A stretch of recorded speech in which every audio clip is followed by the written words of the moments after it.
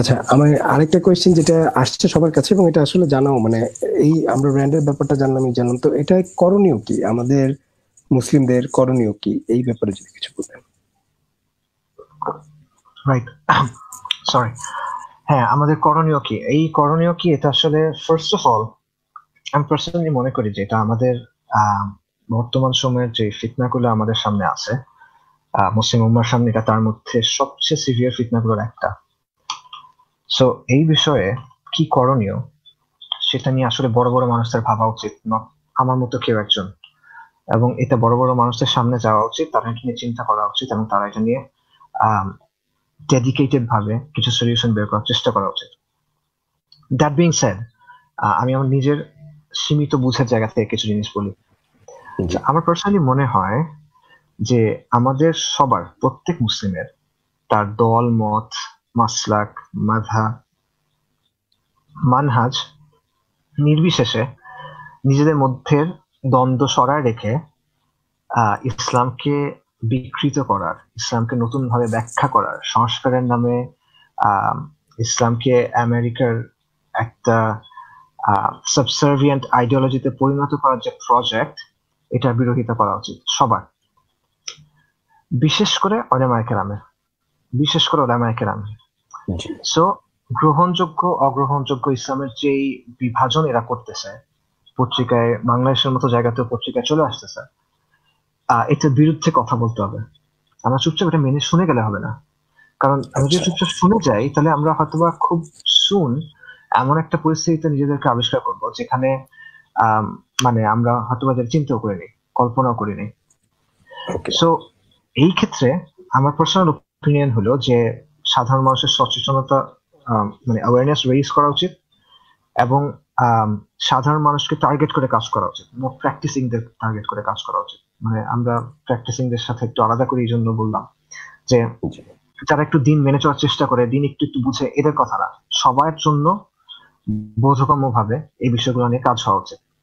So যারা আচ্ছা। মাদ্রাসার ছাত্র আছেন তারা তাদের শিক্ষকদের জানাবেন, যারা শিক্ষক আছেন তারা তাদের ছাত্রদের জানাবেন, আর যারা পারবেন তারা প্রভাবশালী, আহ সম্মানিত, যাদের কথা শোনা হয় এমন আলিমদের কাছে যাবেন, তাদেরকে বিষয়টা বুঝাবেন, এবং এটা নিয়ে খাস ভাবে একটা ক্যাম্পেইন করবেন। আপনার সামনে যদি, আমি যদি আপনাদের বলি যে একটা অনেক বড় ঘূর্ণিঝড় আসতেছে, রাইট, জি। তখন আপনি কিন্তু এটার জি। জন্য টাকা তুলবেন, বা একটা ঘূর্ণিঝড় এসে গেছে, বন্যা হয়েছে, একটা বিপর্যয় ঘটছে, জি। তখন কিন্তু আপনি এই বিপর্যয়ের মোকাবেলার জন্য অনেক কিছু করবেন, আপনি চাঁদা তুলবেন, আপনি ক্যাম্পেইন করে করে মানুষকে জানাবেন, বোঝাবেন, এটসেট্রা করবেন, তাই না? তো জি। এটা একটা অনেক বড় ফিতনা, এটা আমাদের দিনের জন্য ফিতনা। সো এইটার জন্য খাস ভাবে কাজ করা, মানুষকে বোঝানো, প্রয়োজনে বিশেষভাবে ক্যাম্পেইন করা, আহ, বিশেষ করে মাদ্রাসাগুলোর ক্ষেত্রে, বিশেষ করে মাদ্রাসাগুলোর ক্ষেত্রে।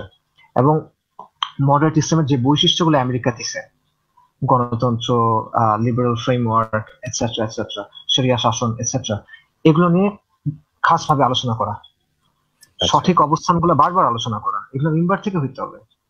এই রাইট। আলোচনাগুলো সাধারণ মানুষের মতো বোধগম্য করে করেন, আপনার দরকার নেই যে আপনি অনেক ফিজিক্স পেপার লেখার মতো অনেক বিস্তারিত আলোচনা করতে হবে বা রেফিটেশন করতে হবে, ইটস নট নেসেসারি। রাইট। সাধারণ মানুষ বোঝে এইভাবে তাদের জন্য আলোচনা করেন, এবং আমেরিকা যে অবস্থানটার কথা বলতেছে এটা যে ভুল এটা স্পষ্ট করে দেন, এটা বারবার রিপিট করেন, মানুষের মাথায় গেঁথে দেন, যাতে করে পরে যখন কেউ একজন বলবে যে মোরতাদের শাস্তি মৃত্যুদণ্ড না, তখন মানুষ সাথে সাথে বুঝতে পারবে যে ও আচ্ছা, ও তো মডারেট লোক, ও তো আমেরিকার ভাষায় কথা বলে। আপনি এটা মানুষের মাথায় গেঁথে দেন, তাকে তো যুক্তি বোঝানোর দরকার নেই মানুষকে, সাধারণ মানুষ সহজভাবে বোঝে, তাকে আপনি সহজভাবে বোঝান, কিন্তু বারবার রিপিট করেন। আম, একইভাবে, এটা হলো আমি বললাম যারা মাদ্রাসা ব্যাকগ্রাউন্ডে তাদের কথা।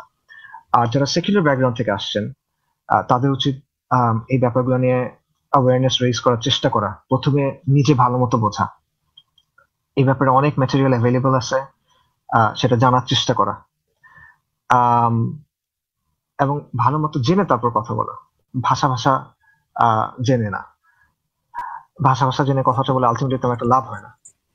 সো নিজে আচ্ছা। প্রথমে জানা ভালো মতো, তারপর জানানো, নিজের পার্সোনাল স্পেসে জানানো, মিনিং ফ্যামিলি, ফ্রেন্ড, এটসেট্রা, তাদের কাছে জানানো, এবং তারপর আম, এটা আপনি পাবলিককে জানার চেষ্টা করেন, সেটা সোশ্যাল মিডিয়া ইউজ করে হতে পারে, আপনি লিখেন বা অডিও ভিডিও ম্যাটেরিয়াল ইউজ করেন, বা এই ইনফরমেশনটা গেট ইট আউট দেয়ার, এটা মানুষের সামনে নিয়ে যান।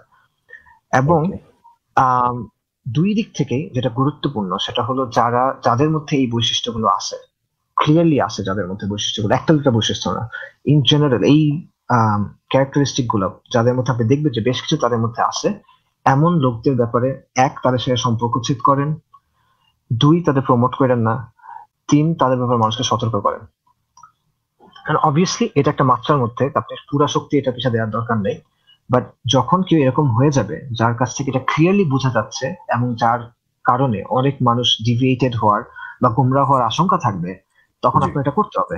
এবং এইখানে কোনো আপোষ করার সুযোগ নেই, কারণ বিষয়টা ব্যক্তির না, দলের না, মাসলাকের না, মানহাজের না, এটা আল্লাহ দিনের ব্যাপার।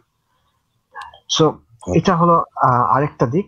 আর সবচেয়ে ইম্পর্টেন্ট যেটা, সেটা হলো রেফিউটেশন আসলে মূল কাজ না। মূল কাজ হলো পূর্ণাঙ্গ জীবন বিধান হিসেবে, পূর্ণাঙ্গ একটা সিস্টেম হিসেবে ইসলামের যে ভূমিকা সেটা মানুষের সামনে তুলে ধরা, আল্লাহর আইন দিয়ে শাসন করার কথা মানুষের সামনে তুলে ধরা, আল ওয়ালা আল বারা নিয়ে মানুষের সামনে কথা বলা, বিষয়গুলো ক্লিয়ার করা মানুষের সামনে।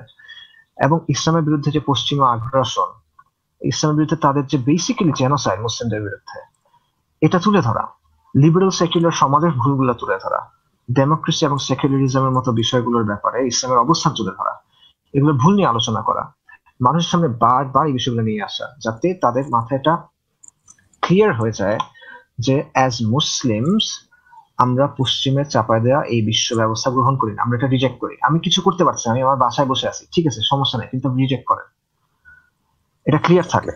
অ্যাটলিস্ট রিজেক্ট এবং করতে হবে আর কি যদি। হ্যাঁ, এবং এই আগ্রাসন আমরা বিরোধিতা করি, এবং আমরা এই পশ্চিমা যে কনস্ট্রাক্ট গুলো আছে, তাদের বর্ডার্স, তাদের দেয়া তন্ত্রমন্ত্র, জাতীয়তাবাদ, এইবাদ সেইবাদ, all of this we reject this. আমরা মুসলিম উম্মাহ এবং আমাদের সিস্টেম হলো ইসলাম, এখানে আমাদের আপোষ করার কোনো সুযোগ নেই। এটা বারবার বলেন, মানুষের সামনে বলেন, মানুষের মাথায় গেঁথে দেন। কারণ অ্যাট দ্য ভেরি লিস্ট এটা কি হবে, অ্যাট লিস্ট আপনার পরের জেনারেশন সেফ থাকবে ইনশাআল্লাহ। কিন্তু আপনি যদি এখানে আপোষ করেন, আপনি অল্প আপোষ করবেন, আপনার বাচ্চা গিয়ে কি করবে, আপনার বাচ্চার বাচ্চা গিয়ে কি করবে। এবং অবভিয়াসলি এটা আমাদের দিনের বিষয়, এটা আমাদের দিনের দায়িত্ব। সো এটা হলো একটা দিকে হলো গোলামি, আমেরিকার গোলামি করা, আরেকটা দিকে হলো এটা রিজেক্ট করা। সো এটা একটা, আমেরিকার ভাষায় এটা একটা যুদ্ধ, মনস্তাত্ত্বিক যুদ্ধ, ওরা এটা বলে যায় battle of hearts and minds, এবং বাস্তবে এটা তাই, এটা একটা আদর্শিক যুদ্ধ। সো এটাকে একটা যুদ্ধের মতো ট্রিট করেন, মানে অবহেলা করেন না, ইউনো নিষ্ক্রিয় হয়ে বসে থাকেন না। আপনি এটা নিয়ে কাজ করেন, ইফ ইউ থিঙ্ক যে এটা একটা ইম্পর্টেন্ট ইস্যু, আপনি এটা নিয়ে কাজ করেন। ফেসবুকে মানুষ একটা বছরে কত সময় দেয় একজন মানুষ, আপনি কাজ করেন এটা নিয়ে যতদূর পারেন। So it is a war, so এটা ওয়ারের মতো ট্রিট করেন। এবং এটা একটা, এই মনস্তাত্ত্বিক লড়াইয়ে জেতার জন্য আমাদের জিততে হলে আমাদের সবাইকে পার্টিসিপেট করতে হবে, এই বিষয়টা ভালো মতো বোঝা। আর এটা জানা, এটা নিশ্চিত থাকেন, এটা সুসংবাদ গ্রহণ করেন যে আল্লাহ বলছেন যে তিনি তার দিনকে বিজয়ী করবেন, ওয়ালাউ কারিহাল কাফিরুন। সো কাফিররা যা ইচ্ছা করুক, তাদের অপছন্দ হোক, যেটাই হোক, এই দিন বিজয়ী হবেন, there is no doubt about it. But আমি কই থাকবো বিজয়ের সময়, এটা হলো প্রশ্ন। সো আমার নিজেকে বাঁচাইতে হবে, আমার ফ্যামিলিকে বাঁচাইতে হবে, এবং আমার আশেপাশের মানুষজনকে আমার বাঁচানোর চেষ্টা করতে হবে। ইসলাম, আল্লাহ সুবহানাহু ওয়া তাআলা যে দায়িত্ব আমাদের দিয়েছেন সেটা আমাদের পালন করতে হবে।